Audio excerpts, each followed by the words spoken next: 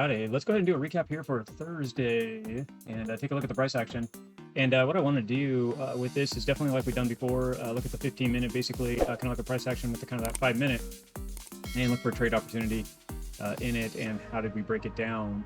But I also want to pull up the battle box here, the Kabroda trading battle box GPT, and just kind of point some stuff out. So pretty much in the morning, usually by around 8 o'clock or so Central Standard Time, we go ahead and get a copy of the 4-hour, 1-hour, 15, and 5-minute.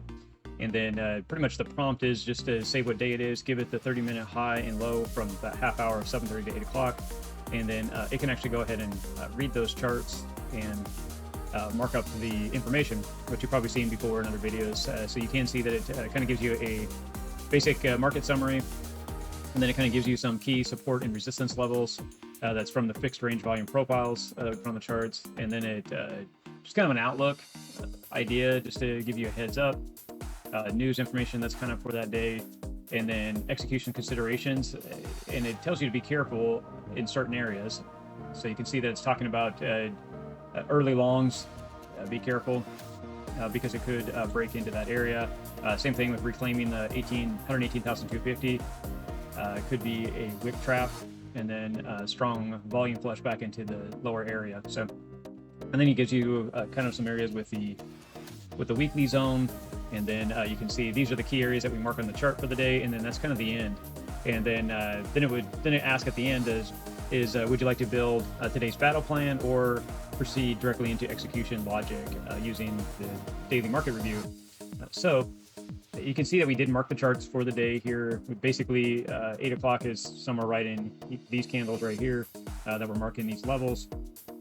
So you can see, just to kind of point these out, is you have the daily support right down here on this dotted blue line. The purple line here is our breakdown trigger. These two dotted lines is our 30-minute range, the high and the low, and then this green line is our breakout trigger. So really, the way the battle box is, this is no man's land. So you really want to be careful when you're trading in the middle of these two areas, the green and the purple, because you'll see rejection, just kind of like you saw it started to break down here and then came back through. Once it pushed back up, it rejected, and then it went ahead and traded on down, back tested, and you can see as of right now, we're starting to trade down. We also had a high volume spike right there, so this could be showing signs of a possible bottoming right here and then retrace back up. Everything in this area is definitely accumulation for a bigger time frame, depending on how you're trading. This is a great time to accumulate Bitcoin when it's kind of below this area. Now, if it does start to break out down below here, this is why you always want to keep some dry powder.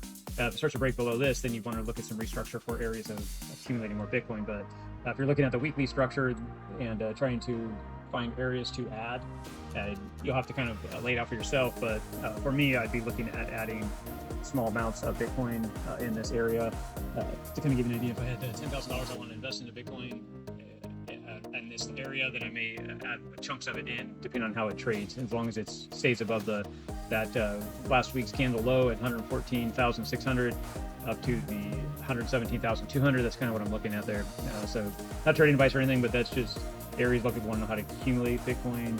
You always want to be buying little bits, and anywhere from the midpoint to the bottom of last week is an area to accumulate. If it falls down, there's other videos you can find on our channel that talks about that a little more. But then you might say, okay, great, you put all those levels on the chart, you explained them to me, but now what? And that's what I want to point out here. We went ahead and pulled up the battle plan. So I just said, yeah, let's go ahead and build out today's battle plan. So it went ahead and started building that out for me. So it kind of pulled up the same train summary as before and looked at the price position and kind of what was going on.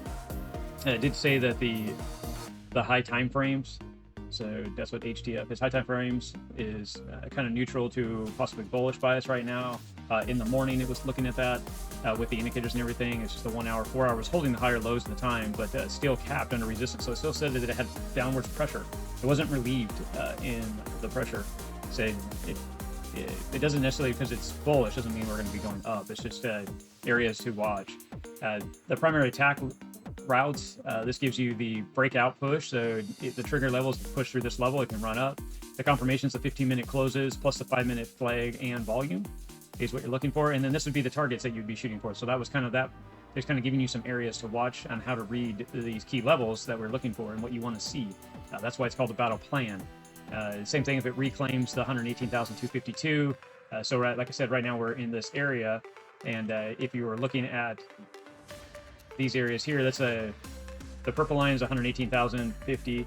If you go up into the 30-minute candle, the bottom is 118,250 roughly. So we're trading in this area here, and it's basically saying if we can show some volume and wick into these areas, we can start getting a breakout. You can see that if it does do that, we would run up. We have to clear the 18,750, which kind of ties back into the breakout push. So it's just kind of trying to give you an area, but it's also telling you your trap area.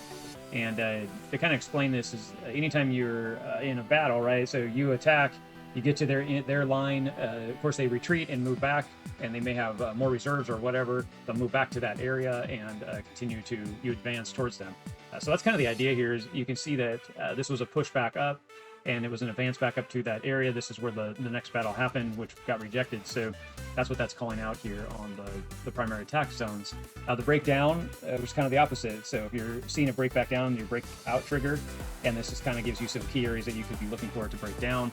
And then if it starts to do a fade rejection off of that higher area, the same thing would be kind of breaking out. So the enemy lines, this is kind of what I was just referring to, the enemy fire zones. If someone had to retreat, if you will, you'll get pushed to. So if we start breaking down, we could look at it breaking through this level for 17,250. And if you look at these levels and then analyze how price action reacted, that's exactly what happened through today. So this would have gave us a pretty good idea on where we want to be patient and wait. And I'm not going to go through it too much just for the sake of time. But it's given us a pretty good battle plan for the day, and telling us kind of what is going on, and using your 15-minute and 5-minute to take advantage of that. So if you have the key levels and you're looking at them and it's giving you kind of a plan, this is what you see me go through a lot on the daily market review on each day. Is now we can look at it together, but as it's starting to break back up, this is where I like to use my 21 and 200. See, we came down, hit the 200, and it was breaking down. But that's also the moving averages give us key levels of support. We want to see the same thing in the indicators down here without getting into too much stuff here. Just move it into the 5-minute, kind of point out some of these key levels. See, we are above the 21 and 200 in the morning. We actually broke through, so this would be bearish. You can see we hit this hard stop right in this key area right through here. And even if you took a trade in this area, because this is breaking down, so you may have taken a trade right here. And even if you put your stop, depending on where you wanted to run it, you could have ran above the 30-minute, you could have ran above the breakout trigger, you could have ran it at the lower of the 30-minute. It just depends on what you see. Now, it said the target that we would be looking for the day was about 117,200, so that puts it right around in here. You could also have done the 117,500, which would have been right through here. Now, these are key levels of zones because they're the midpoints from the weekly candle. That could have been what we're looking for targets. But you can see that it actually started to reject and go back up against you. And this is why I say when it gets back above the 21 on the 5-minute, go ahead and pull your trade, because at that point it's either going to reset and break back down and you can always re-enter. But it's better than having it come up and take you out. So it obviously went after this area after the breakdown, reversed and went after this key area over here. And if you just held on to it, no matter where you put your stop, if you say put stop here, here, or here, it would have easily came and obviously stopped you out, which would have been frustrating. It's better to take a smaller loss or a controlled loss than just taking the full stop. Now, if it did actually have to walk away and go do something else, that's why you trade the stops, and you would have lost whatever you're willing to risk, and then reevaluate the market when it gives you an next potential. So this right here would have got you out. You would have took 25 to a 50% loss in the trade, and then you would have just waited. And because at that point you don't want to jump in. That's a tendency a lot of people do. They say, hey, it's breaking out, I'm just going to jump in and take this long here, and they're thinking they jump in right after this area or right as it breaks out. They put their stop, same thing I was talking about, it's just the opposite, right? And then you're looking for it to go up, and then you turn around and it gets this rejection and comes back down. Well, here's your same pattern again. You want to be exiting here, but that never gave us a breakout. So just like the battle plan was talking about, this was the key rejection zone. It told you that ahead of time. Right up here was key rejection zone, and we nailed it. So you would want to wait for it to confirm. Now, this could have pulled down into a flagging pattern and then broke up and created a nice flag in here. And you could have saw this work out for the day, and this would have been your flagging down that you would have been waiting for. if this was the idea. And you would have basically been building something like something in this area as a flag. Obviously the price action broke on down, but this is kind of what you've been looking for in the price action, build in this flag and break up. But that's where you want to be patient and wait. You don't want to just jump in just as things are starting to go and move around. So yeah, looking at price action and keeping that in mind, that's why I'm kind of playing that out, because this is where a lot of traders overall get sucked into price action. They feel like they can't read this and read this. That's what the battle box is all about, is setting up key level support resistance and then making you really on the basics that I'm talking about in here with the price actions, using that moving averages of support resistance. So you can see the rejection. Like I said, I tried to show you the flag. It obviously would have been a bull flag, and we should have saw the breakout somewhere over here, and we didn't have it. Obviously, it broke on down, lost to 21, lost to 200. Now we're looking for it to possibly bounce and recover. Obviously, it went right through the book on trigger.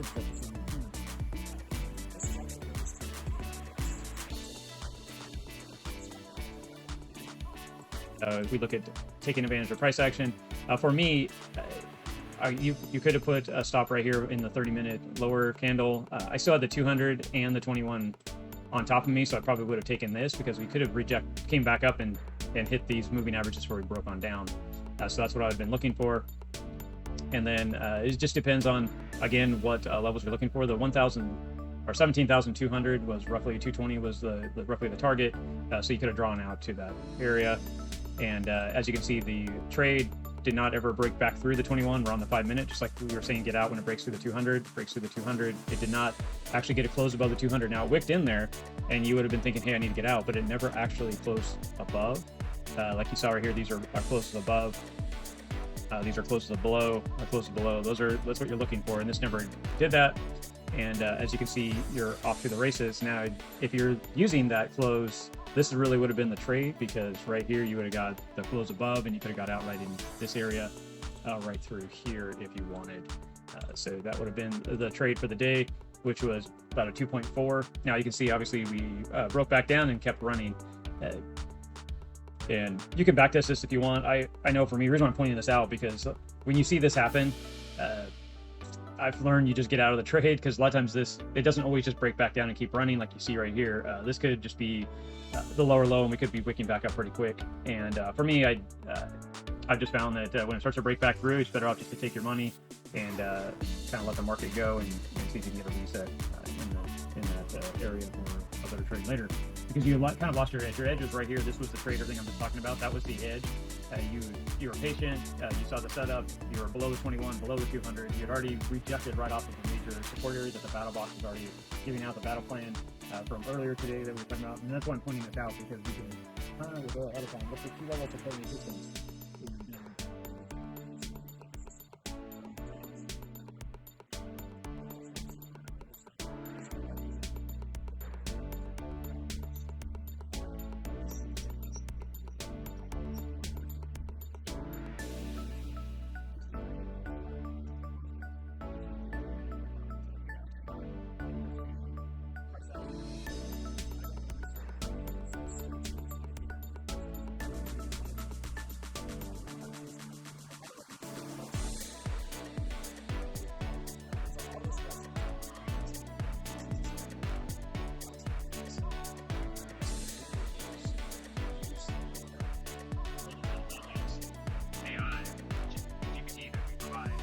Ask it the questions while you're going throughout the day. If you see this breaking up, why is this breaking down? Why is it getting driven up? What's happening in the indicators? Any of that kind of stuff, you can be asking that and teaching yourself how to trade. It's literally having a more or less a professional trader and educator inside the trading market, helping you through this process. So anyway, that's about it, guys.